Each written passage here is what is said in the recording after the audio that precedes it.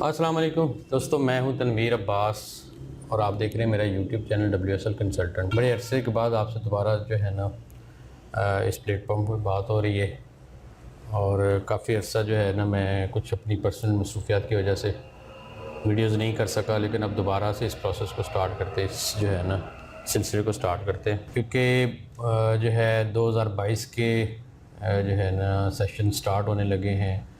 उसके लिए मैं अब आपको जो है ना साथ साथ अपडेट करता जाता हूँ कि जिस जिस कंट्री के लिए सेशन स्टार्ट हो रहे हैं उनमें कैसे आपने अप्लाई करना है, क्या प्रोसीजर है, क्या क्या डॉक्यूमेंट्स आपको रिक्वायर्ड होंगे और वीज़ा एप्लीकेशन कैसे फ़ाइल करनी है। ये सारी चीज़ें जो है ना अब हम इस नए सिलसिले में स्टार्ट करेंगे। आज का जो है टॉपिक है वो है यूके के बारे में। यूके की जो है जनवरी इनटेक जो है वो 2022 की इनटेक जो है वो कमिंग है। उसके लिए अभी से एडमिशन का प्रोसेस स्टार्ट हो चुका है, तो उसके लिए आप अप्लाई कर सकते हैं। अगर आपका भी यूके जाकर स्टडी करने का प्लान है तो ये वीडियो आपके लिए है। इसमें आप इसको पूरी तरह से देखिएगा। इसमें कंप्लीट जो है प्रोसेस भी बताऊंगा, ख़र्चा भी बताऊंगा, कितना आपकी कॉस्ट आ जाएगी, क्या क्या डॉक्यूमेंट्स आपको रिक्वायर्ड होंगे, सारी जो है ना इस डिटेल जो है आज की इस वीडियो में आपको मिलेगी। दोस्तों, अगर आप भी यूके का वीज़ा अप्लाई करना चाहते हैं तो हमारे दिए हुए नंबर पे आप रब्ता कर सकते हैं। हम आपकी बिल्कुल फ्री असेसमेंट करेंगे, कोई आपसे उसके चार्जेस नहीं लेंगे, ठीक है। इसके बाद आपको डॉक्यूमेंटेशन के बारे में, प्रोसेस के बारे में, खर्चा के बारे में और वीज़ा का क्या प्रोसेस है, उसके लिए क्या क्या डॉक्यूमेंट्स रिक्वायर्ड हैं, बैंक स्टेटमेंट वगैरह कितनी आपको चाहिए होगी और किस तरह से आप जो है ना उसकी अरेंजमेंट कर सकते हैं, तो उसके लिए आपको कंप्लीट एक जो है ना हम गाइड कर सकते हैं। इसके लिए आप हमसे रब्ता करें, हमारे दिए हुए नंबर पर रब्ता करें या जो है हमारा जो है ईमेल है उस पर रब्ता कर सकते हैं। इसके अलावा हमारा फेसबुक पेज है, उसके ज़रिए आप रब्ता कर सकते हैं। तो रब्ता करके आप हमसे अपनी असेसमेंट बिल्कुल जो है ना वो फ्री ऑफ कॉस्ट हमसे करवा सकते हैं। तो दोस्तों, यूके में जो है जनवरी की इनटेक स्टार्ट हो चुकी है। उसके लिए सबसे पहले हम एडमिशन के प्रोसेस की बात करते हैं कि उसके लिए आपको कौन कौन से डॉक्यूमेंट्स रिक्वायर्ड होंगे, किस तरह से आपने अप्लाई करना है और क्या उसका सारा जो है ना प्रोसेस होगा। एडमिशन का जो प्रोसेस है वो ऑफ़र लेटर से स्टार्ट होता है। ऑफ़र लेटर आपको जब कोई यूनिवर्सिटी ऑफ़र लेटर इशू करती है तब आपका जो है ना समझ लें आपका प्रोसेस उस यूनिवर्सिटी में स्टार्ट हो जाता है। आपने यूनिवर्सिटी में अप्लाई करना है, सबसे पहले उसके लिए क्या क्या ऑफ़र लेटर की आपको डॉक्यूमेंट्स रिक्वायर्ड होंगे वो मैं आपको बता देता हूँ। आपको एजुकेशनल डॉक्यूमेंट्स रिक्वायर्ड होंगे, 10th जो है उसकी मार्कशीट चाहिए होगी। इसके अलावा आपका जो +2 है मतलब 12th जो है उसकी इंटरमीडिएट जिसको कहते हैं उसकी भी आपको मार्कशीट जो है ना उसकी चाहिए होगी। अगर आपने बैचलर और मास्टर डिग्री प्रोग्राम किया हुआ है ऑलरेडी, आपने उसमें बैचलर हैं या मास्टर हैं, तो फिर आपको उनके जो है ना मार्कशीट और सर्टिफिकेट डिग्री जो है ना उसकी देनी होगी। अच्छा, यूके की सेकंड जो बेसिक रिक्वायरमेंट है वो है लैंग्वेज प्रोफिशिएंसी। आपको आयल्स जो है आपने जो है किया हो तो वो आपके लिए बेस्ट है। अगर आपकी एजुकेशन बैचलर है या मास्टर है, ऑलरेडी आप बैचलर या मास्टर हैं, तो फिर कुछ यूनिवर्सिटीज़ आपको एग्जाम्प्ट कर देती हैं, वो आपसे आयल्स जो है ना डिमांड नहीं करती, विदाउट आयल्स भी आपको एडमिशन दे देती हैं। लेकिन अगर आप इंटरमीडिएट हैं तो फिर आपको जो है ना आयल्स का देना होगा स्कोर। आपका स्कोर कम से कम 5.5 बैंड होना चाहिए। अगर आपका स्कोर 5.5 या 5 से कम है तो फिर आपको एक फाउंडेशन कोर्स जो है ना उसके साथ यूनिवर्सिटी आपको एडमिशन दे सकती है। लेकिन आपके पास इन एनी केस आपके पास आइल्स होना चाहिए अगर आप इंटरमीडिएट हैं। यूके में जो है 1 से लेकर 6 साल तक का गैप एक्सेप्टेबल है। उसके लिए आपको लेकिन एविडेंस देना होगा कि इस गैप के दौरान अगर आप इंटरमीडिएट के बाद कोई एजुकेशन नहीं करते, जॉब शुरू कर देते हैं या कहीं और बिज़ी हो जाते हैं, तो उसके लिए आपको वो जो है एक्सपीरियंस लेटर देना होगा। गैप का आपको एविडेंस देना होगा कि आप गैप में इस दौरान आप क्या करते रहे, आपकी क्या मसरूफियात रही, या उधर कोई आप डिप्लोमा प्रोग्राम कर रहे थे या कुछ और इस तरह की एक्टिविटी थी, उसका कोई ना कोई आपको प्रूफ देना होगा। अगर आप कोई जॉब कर रहे थे उसका आपको जॉब का जो है ना एक्सपीरियंस सर्टिफिकेट देना होगा। चौथी जो चीज़ है वो लेटर ऑफ़ रेफरेंस है। अगर कुछ यूनिवर्सिटी जो है वो लेटर ऑफ़ रेफरेंस भी आपसे डिमांड कर सकती हैं। आप अपने जो है ना जहाँ पे पढ़ रहे थे ऑलरेडी वहाँ के टीचर से जो है ना लेटर ले सकते हैं, वो आप एज ए रेफरेंस जो है ना यूनिवर्सिटी को सेंड कर सकते हैं।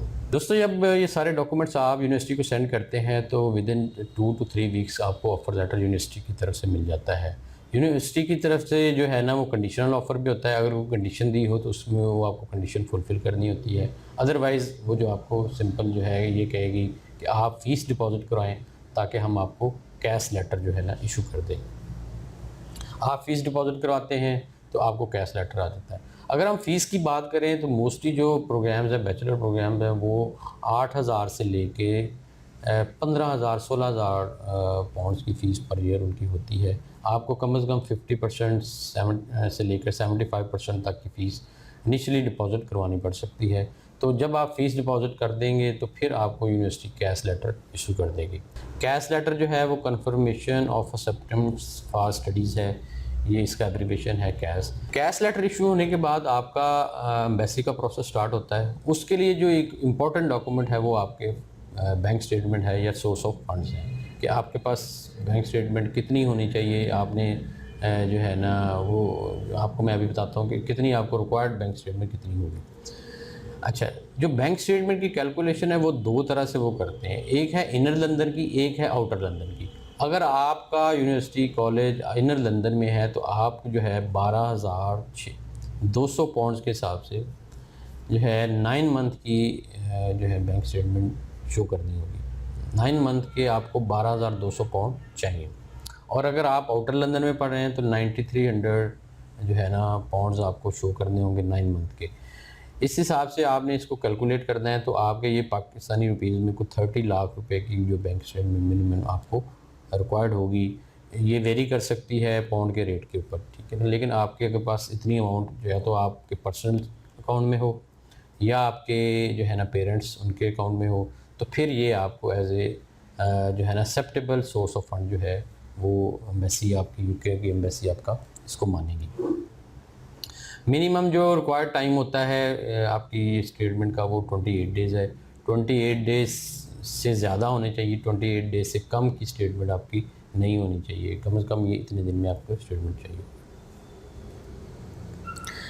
अच्छा, इसके बाद क्या होगा कि नेक्स्ट आपने जो प्रोसेस करना है, जब आपके पास बैंक स्टेटमेंट भी आ गई, कैश लेटर भी आ गया, एजुकेशनल डॉक्यूमेंट्स भी आपके सारे रेडी हो गए, तो फिर आपने जो है एम्बेसी में अपना वीज़ा को जो है ना फ़ाइल करना है।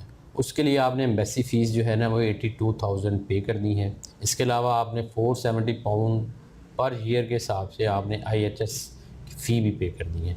जब आप एम्बेसी की फ़ीस और IHS की फ़ी पे कर देते हैं तो उसके बाद आपने जो है इसका एप्लीकेशन फ़ॉर्म फिल करना है।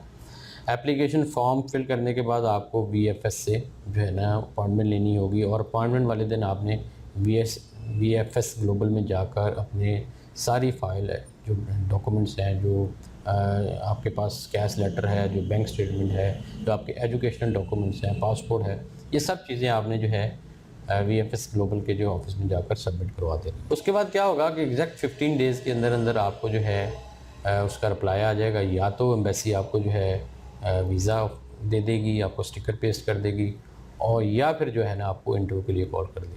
अगर इंटरव्यू की कॉल आती है तो आपको एक डेट दी जाएगी जिस दिन आपने एम्बेसी में जाकर इंटरव्यू देना है, और वहाँ पर जाके जो है ना अपना सारा केस वो उसको जो वीज़ा ऑफिसर है उसको आपने बताना है। जो भी क्वेश्चन करेगा उसके आपको जो है ना आंसर देने होंगे। कौन से क्वेश्चन आएंगे, किस तरह का इंटरव्यू होता है, इसके बारे में मैं डिटेल नेक्स्ट वीडियो जो है ना बनाऊँगा। उसके अंदर आपको सारी बताऊँगा किस तरह का इंटरव्यू है और क्या क्या क्वेश्चन जो है ना उसके अंदर आपसे पूछे जा सकते हैं। तो दोस्तों, इस तरह से आप जो है अपना जो है यूके का वीज़ा प्रोसेस स्टार्ट कर सकते हैं।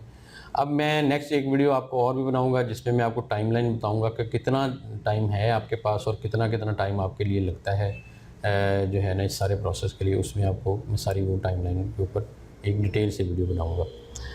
अगर आपको वीडियो पसंद आई है तो इसको लाइक और शेयर कर दें। मज़ीद वीडियोज़ के लिए आप हमारा चैनल भी सब्सक्राइब कर सकते हैं।